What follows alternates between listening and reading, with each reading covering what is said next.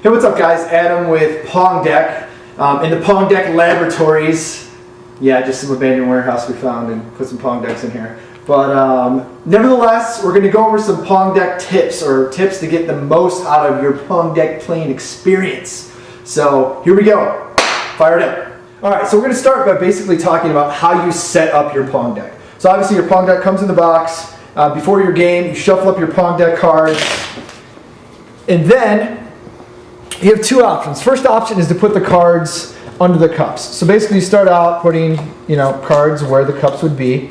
We recommend leaving out this center card, and I'll tell you why.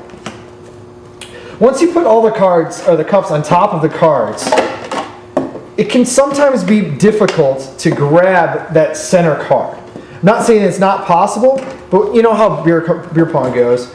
The table gets wet, and then these cards get a little bit hard to pick up. So you put that middle card on the side here. A lot of times, the first cup that gets made is that center cup. So obviously you remove your center cup, and it's a little bit hard to pick up that middle card.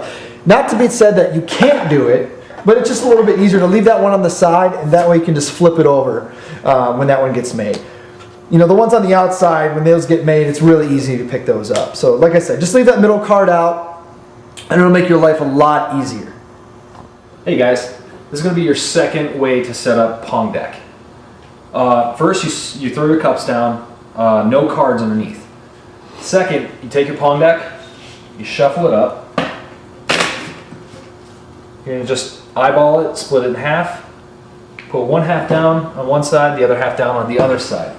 Now, it's real easy from here. Somebody sinks a shot, remove the cup, draw a card, and simply alternate between you and your partner as you normally would.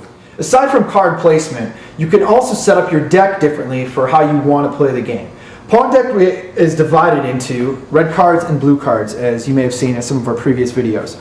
The red cards are drinking cards, the blue cards are action cards. So that way if you want to play a drinking only game or an action only game, it's pretty easy to go through, pull out the red cards and just use those for drinking, or the blue cards just for action. Some things that we recommend. If you're going to play only with the drinking cards, some of the action cards work really well, such as the extra re-racks, the safety cards to get out of some drinking cards that you don't want to do, and some lose a turn cards. Those play really well with the drinking. That way, if you're not into doing trick shots, these still work well. Vice versa, if you want to play mostly action cards, and then just spice in a few of the, like the 2-second chugs, or social cards, that's another way to do it. So basically, what we're trying to say is you can customize the deck to however you want to play the game. It's really open. One of the things we did when we designed the game was to be able to give the customer or the user, the beer pong player, basically infinite possibilities to play how they want. If you don't like a card, don't use it. It's fine. There's 50 here. You only need 20 to play the game. Alright, another way you can play too, say you have a favorite card but there's just not enough of them. If you have a friend who has a PONG DECK, combine your decks and you've just doubled the amount of your favorite card. Another great way to customize a game.